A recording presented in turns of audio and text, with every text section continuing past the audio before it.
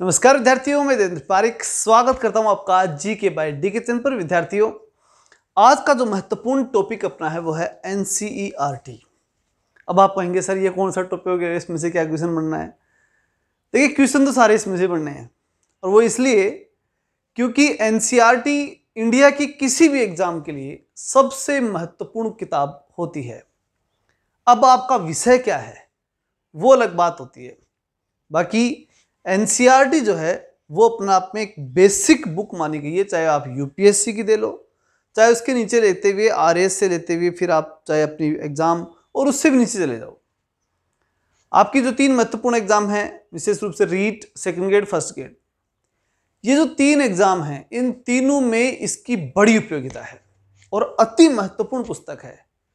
अब बात आज हम ये करेंगे कि अति महत्वपूर्ण कैसे है, और दूसरी बात कि हमारे संदर्भ में यानी REET, first grade, second grade के संदर्भ में कौन सी किताब ऐसी है जो एनसीईआरटी की है और वो हमारे लिए उपयोगी है। तो सबसे पहले हम जो शुरुआत करने जा रहे हैं वो है कि एनसीईआरटी की उपयोगिता क्या है, ये क्यों जरूरी है, हमें क्यों पढ़नी चाहिए।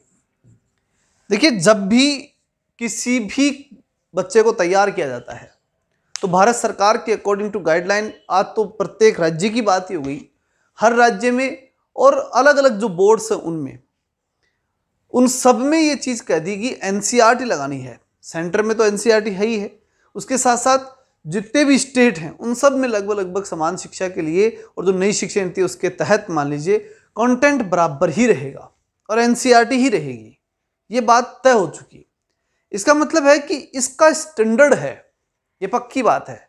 इसका क्या है? एक स्टैंडर्ड, और स्टैंडर्ड है इसलिए सब चाहते हैं कि यही किताब पढ़ी जाए, पढ़ाई जाए और इनके माध्यम से ही विषयों का ज्ञान लिया जाए। अब विषय कई हैं, अलग अलग विषयों के ऊपर जो कि लेक्चर भी आप अलग अलग बनेंगे, अलग अलग विषय के अध्यापक बनेंगे, तो निश्चितता है कि सभी विषयों के अलग अलग प्रोफेसर ही उन किताबों को लिखते हैं। बहुत महत्वपूर्ण विशेषज्ञ जो होते हैं, जो उसकी अच्छी समझ भी रखते हैं और अच्छे से समझा भी पाते हैं, उन लोगों के द्वारा ये किताबें लिखी जाती हैं। इसलिए इन किताबों की उपयोगिता इस आधार पर अत्यंत महत्वपूर्ण हो जाती है। महत्वपूर्ण नहीं, अत्यंत महत्वपूर्ण। और उसका एक आधार और बनता है फिर, और वो ये कि जब इतनी महत्वपूर्ण किताबें लिखने वाले व्यक्ति जो होते हैं, क्या वो लोग पेपर नहीं बनाते? निश्चित रूप से पेपर भी वही बनाते हैं, वो विशेषज्ञ ही क्या बनाते हैं? पेपर। और अब वो पेपर बनाएंगे तो अपने कंटेंट में से बनाएंगे, वो कोशिश पूरी यही करेंगे कि मैं अपने ही कंटेंट में दूं। तो इसलिए ये चीज़ आप मान के चलिए कि सबसे प्राइमरी और सबसे इंपॉर्टेंट बुक होती है कौन सी? एनसीईआरटी। अब बात आती है कि एनसीईआरटी में हमारे लिए कौन कौन सी किताबें उपयोगी हैं। तो देखिए, सबसे पहली चीज़ है साइकोलॉजी, क्योंकि हम जो है वो साइकोलॉजी जो है उसको निश्चित रूप से लेते हैं। First grade, second grade, REET, इन तीनों के लिए हमारे लिए उपयोगी होती है। तो साइकोलॉजी सबसे इंपॉर्टेंट है। अब आप कहोगे सर साइकोलॉजी के लिए तो आपने वो अमुक लेखक की किताब बता रखी है, दूसरे वहाँ बता रखी है, तो मैं कहता हूँ कि वो बेस्ट बुक है, लेकिन ये प्राइमरी बेस्ट बुक है, सबसे पहली इंपॉर्टेंट बुक वो होनी चाहिए। वो याद हो, अच्छी बात है, वो किताबें बढ़िया हैं। अगर मेरे से पूछे तो किताबें अच्छी है, वो बड़े से बड़ी किताबें हैं, ठीक है, लेकिन ये किताब प्राइमरी रूप में अनिवार्यतः सबसे इंपॉर्टेंट किताब है। क्यों? क्योंकि एनसीईआरटी है, समझ अच्छी विकसित रखती है। आप सब जब पढ़ेंगे तो जो आप में समझ है वो अच्छी विकसित होगी, इंपॉर्टेंट फैक्ट भी होंगे, इसमें से क्वेश्चन भी बनेंगे, सारी बातें हैं।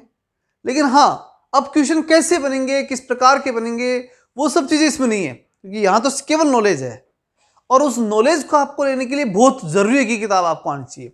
अब आपके एग्जाम के अकॉर्डिंग क्वेश्चन कैसे बनेंगे, क्या बनेंगे, वो एक एक्सपर्ट बताता है। लेकिन एक्सपर्ट की बात अगर आपके समझ में नहीं आएगी तो पेपर बना तो चाहे उसका क्या है, वो क्वेश्चन बढ़िया दे भी देगा तो आपके समझ में तो आया नहीं कुछ, तो फिर किस काम का। तो इसलिए सबसे पहली बात जो इंपॉर्टेंट होती है कि आपकी समझ विकसित हो, आप अच्छी तरह सब्जेक्ट को पकड़ पाएं, इसके लिए एनसीईआरटी बहुत ज़रूरी है। फिर उसके बाद आप एक्सपर्ट की बुक पढ़िए, कोई दिक्कत नहीं, आपकी जो एग्जाम है उसके अकॉर्डिंग जो एक्सपर्ट है उसकी पढ़िए, कोई समस्या नहीं। इस बात को आपको विशेष रूप से देखना होगा। दूसरी बात वो होती है इतिहास की। वैसे तो देखिए, इतिहास की अगर मैं बात करूं तो इतिहास में अपने 2 इतिहास पूछे जाते हैं, एक राजस्थान का इतिहास और दूसरा भारत का इतिहास। अब जब हम दोनों की बात करते हैं तो निश्चित रूप से राजस्थान के इतिहास के लिए तो हमारी जो राजस्थान अध्ययन की किताब आती है वही अपने आप में सफिशिएंट और बहुत अच्छी किताब होती है। उसको पढ़ने के बाद हम सब कुछ कर सकते हैं और उसके लिए एनसीईआरटी किताब भी नहीं छापती, तो वो तो हो गया समाधान, वो अच्छी बुक है। लेकिन उसके साथ साथ हम राजस्थान हिस्ट्री में तो और भी कई किताबें पढ़ते रहते हैं, तो कोई दिक्कत नहीं, उसकी तो कोई चिंता नहीं। लेकिन जो भारत के इतिहास की अगर हमें कोई ऑथेंटिक बुक देखनी हो और ऐसी किताब जिसके माध्यम से हम इतिहास को अच्छे से समझ पाए, उसको अच्छे से महत्वपूर्ण तथ्यों को पकड़ पाए, हिस्ट्री पे एक पकड़ कर पाए, तो उसके लिए तो हमें भारतीय इतिहास के लिए तो किताब कौन सी पढ़नी पड़ेगी, फिर एनसीईआरटी पढ़नी जरूरी है, क्योंकि उसके माध्यम से आपकी अच्छी समझ विकसित हो पाएगी। ये किताबें इसलिए इंपॉर्टेंट है कि आपकी अच्छी समझ विकसित हो, इंपॉर्टेंट फैक्ट आपको परमानेंट याद हो, क्योंकि उसमें याद कराने के तरीके भी हैं। एनसीईआरटी का जो घटना चक्र के नाम से एक उसमें एक कॉलम दिया होता है, घटना चक्र या किसी और नाम भी होता है हिस्ट्री में, तो वो एक कॉलम होता है, उस कॉलम में से प्रश्न यूं ही उठ के आ जाते हैं, बिल्कुल चेंज तक नहीं होते, वहां से लाइन उठ के आती है कि ये कब हुई थी घटना। तो इस तरह बहुत महत्वपूर्ण स्तर होता है उस किताब का। अब ये बात अलग हो सकती है, आपको अगर कोई चीज बोरिंग लगे तो क्या हो, जैसे मान लीजिए इतिहास अगर बोर लगती है उसकी एनसीईआरटी किताब में, पहली बात तो वहां पे कार्टून इतने आते हैं कि बोरिंग लगते नहीं है, कुछ महत्वपूर्ण घटनाएं तो कार्टून से याद हो जाती हैं। लेकिन फिर भी अगर लगे और आपको अगर बहुत ज्यादा ब्रॉड मैटर लगे तो हिस्ट्री और पॉलिटी, भारतीय राज्य व्यवस्था की जब हम बात करते हैं, ठीक है, क्योंकि ये दोनों ही किताबें इंपॉर्टेंट हैं अपने स्तर पर। राज्य व्यवस्था में भी सेम वही कंडीशन है, राज्य व्यवस्था में एनसीईआरटी बहुत इंपॉर्टेंट बुक है जो 11th क्लास में चला करती है, ठीक है। लेकिन इंपॉर्टेंट बात वही है कि फिर आपको सर ये तो बोरिंग किताबें होती हैं, बहुत ज़्यादा लिखा होता है, समझ में भी कम आता है, फैक्ट भी कम होते हैं, ये सब चीज़ें, और प्लस पुरानी किताबें तो फैक्ट पुराने भी होते हैं, वो अपडेट भी नहीं होती, सारी बातें आप कह सकते हैं। लेकिन उन पर आधारित किताब, इन दोनों पर आधारित पुस्तक जो एनसीईआरटी पर आधारित है, कंटेंट वही है, बस अपडेट है, ठीक है, और शॉर्ट करके इंपॉर्टेंट नोट्स उसमें से लेकर के लिखे गए हैं, तो वो किताब, जैसे ल्यूसेंट एक किताब आती है, अब वो किताब आपके लिए सबसे इंपॉर्टेंट हो जाती है। क्यों हो जाती है? क्योंकि वो किस पे बेस करती है, एनसीईआरटी के ऊपर ही बेस करती है। तो ये चीजें आप प्रमुखतः उसमें से देख सकते हैं।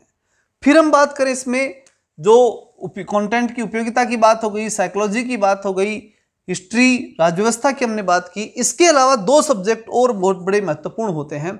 दो सब्जेक्टों की मैं बात करूं, पहला सब्जेक्ट जो है वो है साइंस और दूसरा है मैथमेटिक्स। साइंस और मैथ की जब मैं बात करता हूं तो ये मूलतः तो सब्जेक्ट वालों के लिए तो वैसे ही उपयोगी है, सब्जेक्ट के रूप में उपयोगी है, और सब्जेक्ट के अलावा जो है, सब्जेक्ट वालों के लिए सब्जेक्ट में उपयोगी हो गई, लेकिन सब्जेक्ट के अलावा फर्स्ट ग्रेड की अगर मैं बात करूं तो फर्स्ट ग्रेड के फर्स्ट पेपर के अंदर देखो ये हिस्ट्री वाला पार्ट भी उपयोगी होता है, वो आपको एनसीईआरटी उपयोगी रहेगी, वह राज्य व्यवस्था उपयोगी रहेगी, वो सब कुछ आते हैं फर्स्ट ग्रेड फर्स्ट पार्ट में। तो जो साइंस और मैथमेटिक्स का जो पार्ट है वो आता है उसमें। साइंस और मैथ की मैं बात करूं तो वहां पर साइंस और मैथ के 5-5 क्वेश्चन आ गए, और वो 5-5 क्वेश्चन जो होते हैं वो दोनों ही इंपॉर्टेंट होते हैं। इसलिए इस चीज को भी आप परफेक्टली और अच्छे से समझ सकते हैं कि एनसीईआरटी कितनी उपयोगी है, क्योंकि साइंस मैथ तो पूरा सिलेबस ही फर्स्ट ग्रेड के फर्स्ट पेपर का टोटल सिलेबस, टोटल कंटेंट, ये सब किस में से आता है, एनसीईआरटी में से ही आता है। चलिए मिलते हैं नेक्स्ट वीडियो में, तब तक के लिए जय हिंद, जय भारत।